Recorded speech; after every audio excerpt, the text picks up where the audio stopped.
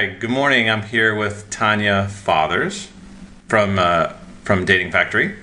Morning. Good morning and good evening in our Oh yeah, country. that's right. That's right. So we're here doing a brief interview to talk about iDate, and some of this is the future of social dating, and the other is future of mobile dating, and would love to ask you a few questions. Okay. All right. So briefly, in a sentence or two, can you tell me what makes your company unique? Well, I think our company is the only dating solution technology because we don't have our own dating websites. We don't compete against our customers. We only provide technology, and we also allow people to own databases. So effectively, we do the proper backend solution for anybody who wants to run dating service. So a couple examples of the URLs running your business are what? Well, we have about 8,000 URLs altogether, but I guess the most easy ones are, for example, dating.ca for Canada, and we have a lot of like e-datability. It was on CNN News at some point. Well, like dating buddies is the main URL. There are lots and lots of URLs around here. Wonderful. So a question around identity. Why do you think that dating sites require consumers to be anonymous? Is it to protect the business model of paying to communicate, or do you think it's something that consumers want? I think I would consider two reasons. Business model, of course, because people are paying for contacts. They are paying subscription to be able to talk to each other. But also, a lot of consumers want to stay anonymous on classical dating websites. Privacy. So do you think that anonymous as an option is okay, or do you think that every user should be required to be anonymous? So if I'm a consumer and I don't want to be anonymous, do you think a website should allow a consumer to do that? I think on freemium websites, maybe. On the subscription base, it just defeats the subject. Got it. Yeah. Okay. And do you think that criminal background checks are important? What's your opinion on that? I think criminal background checks, in a way how it's conducted right now on the internet, are very misleading. Because to conduct the proper background check takes a lot of effort and time. And I would be against this particular approach because it cannot cost $2 or $5. It's a good exercise that it costs quite a bit of money. So I would call it misleading at the moment.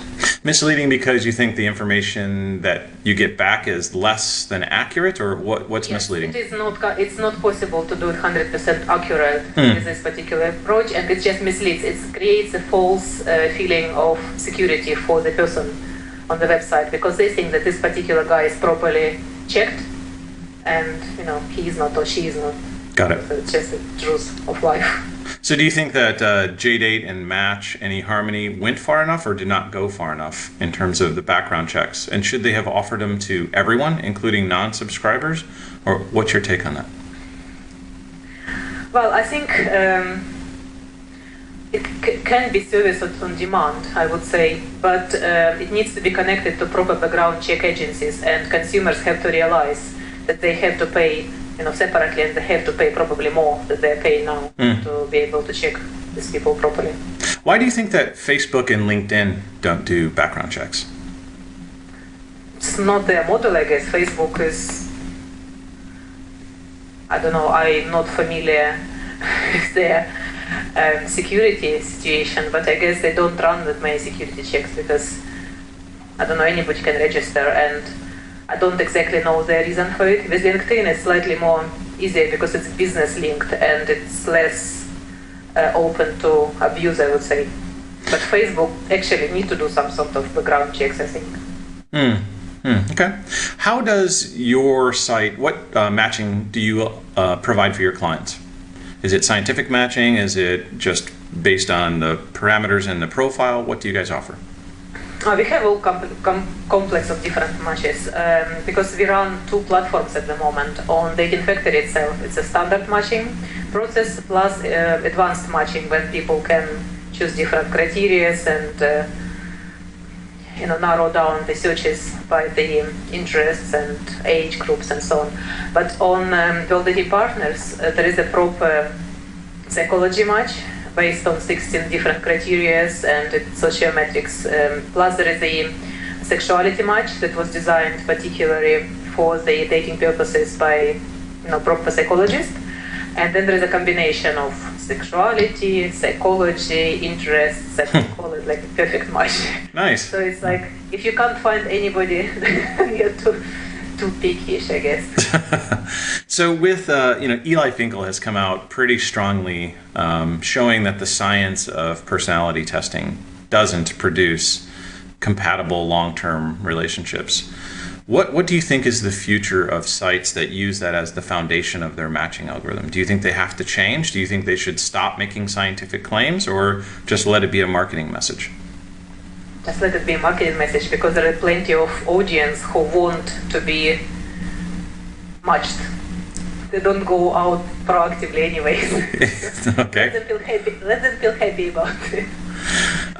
So where do you think the responsibility of a dating site ends? Like, what should be the promise? Is it a good first date? Should it be that we have more marriages than anyone else? Like, what is the actual deliverable promise of a dating site? Realistically, it's connecting people. You cannot guarantee marriages whatsoever. It's like in real life. It's not in the hands of dating sites to marry people. They can connect them and hope for the best, I guess. Yeah. Or probably not connect them very well, and they will stay a long time as a subscribers as well. Mm. So is matching around interests important? It is.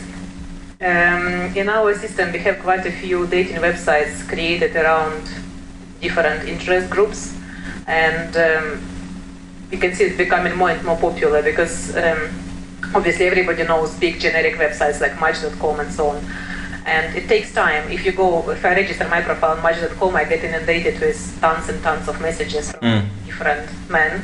And I mean, it's good to some degree, but then maybe I'm particularly interested in sports, for example.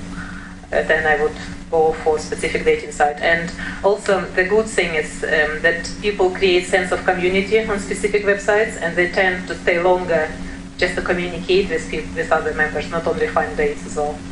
So where are you pulling the interest from? Is it just you're asking the person, or are you pulling it out of the social interest graph? We are asking people at the moment. Okay.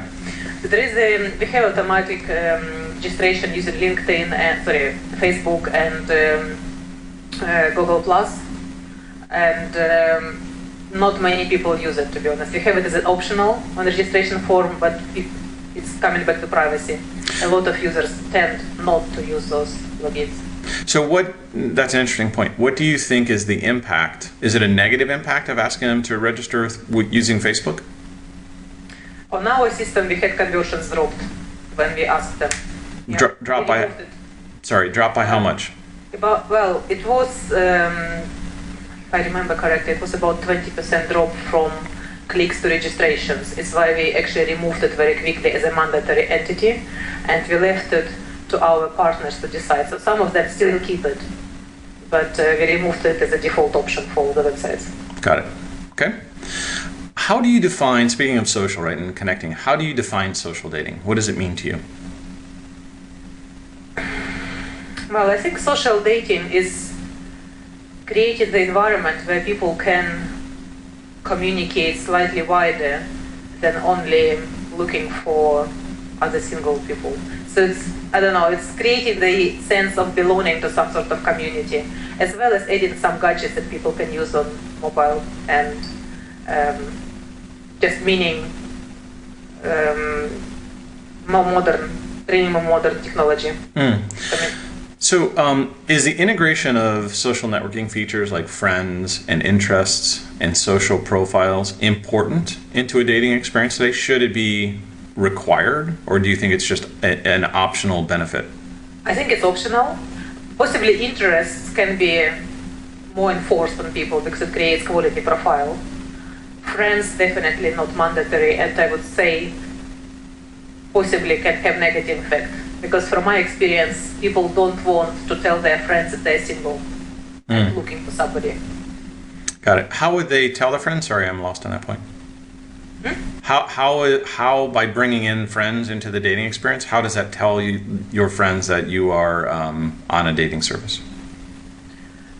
Well, I mean, if you are on the dating site and you invite other people on the dating site, obviously they can see your activity on the website. Only if it's published, right? So you can still have your friends be part and not publish out to Facebook, Twitter, LinkedIn, or other services. So it could be confidential. I think it's a fine line between keeping privacy still. Yeah. Got it. Okay. And what demographic or what kind of age do you think would be most interested in social dating? Probably younger people at this stage. They are more used to stay connected all the time. They are more used to update their statuses and so on. And I think people who are working full-time and professionals just don't have time. So probably after, I don't know, definitely not over 30, I would say. Got it. Okay. And why do you think the major dating sites, Zoosk, Match, eHarmony, etc., why haven't they integrated friends or the interest graph into their dating experience?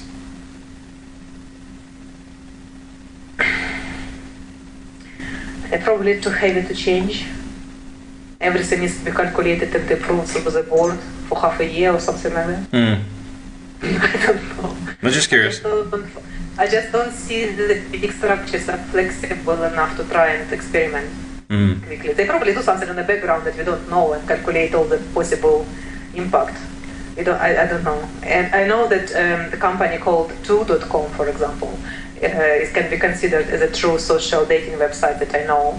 And they evolved from the social network of Netlog, and they do have a lot of social features on the profile. But they appeal to younger audience more than older audience, and maybe, I don't know, Match.com demographics is not ready for social dating. I don't know.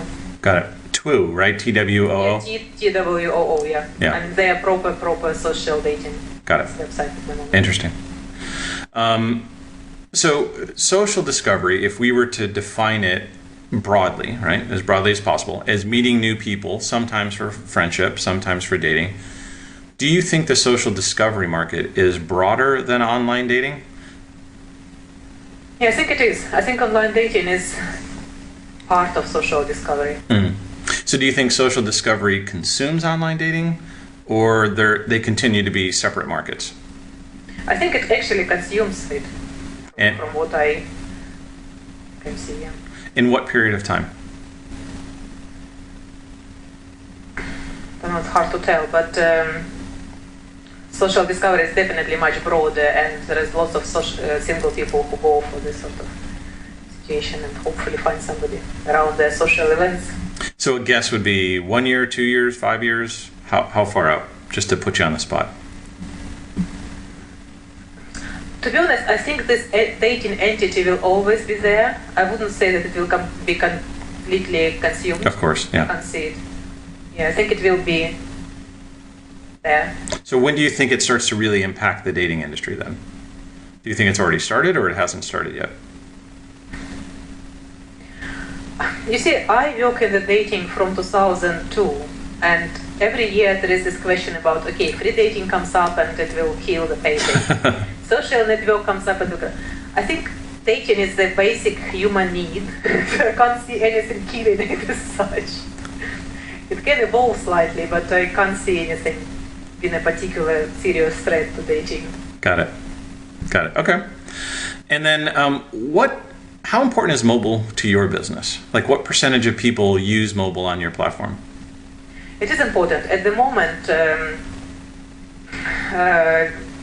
we launched our mobile version and we use HTML5 for mobile, but we're also producing apps on demand, because from what we understand it needs to be unique. The actual application needs to be unique to be able to be marketed and so on. And we only started to collect data for mobile version of website. But before we had mobile version, about 10% of our users were browsing dating sites on mobile devices, and we expect it to be higher now, of course, because the interface is more user-friendly and so on. So it is very important, yeah. do you think HTML5 is hurting that because it's not interactive enough, or no? We'll see. Like I said, we've done HTML5 as a basic version for the whole platform, and we do application customized for partners because we don't want to jeopardize marketing initiatives. Sure. It has to be different. Yeah. Sure. So what are the important features for mobile? Register, login, browse, view profile, pay. I like that. And pay. Do you think a different business model will be embraced because of mobile? Is it microtransactions or mobile check-ins, or do you think other things will start to gain a foothold? It could be microtransactions, could be, and we have some experimenting right now in terms of introducing smaller payments on mobile and see how it competes against the main subscription payouts, because I think it also linked to the operators, because if you want to cover worldwide, in some countries there are lots of restrictions on how much you can charge, so it's just not possible to charge a full subscription. So I think definitely micropayments will be complementary or even may take over, major role in mobile solution at some point. Got it. Okay. And then with Groupon-like dating, do you think that can extend the lifetime value of consumers? Do you think that mobile enables that more, or not important? I think mobile is more interactive. Everybody keeps them in their pocket, and if nice lady pops up, obviously they look at it. So I would say that, yeah, mobile is essential for longer-term interaction. Got it. And then in terms of profiles, do you see profiles changing from this kind of heavy text-based profile that exists today to something different, whether it's on social or mobile? I think it becomes more visual. People hate putting lots of typing nowadays, especially if they actually register on mobile as well. It's not very easy exercise to type your 20 messages description or whatever. So I think it's more to do with choose your interests, add photos, and obviously some basic descriptions, but more on the visual side. Cool. Well, I appreciate your time, and I look forward to seeing you at iDate.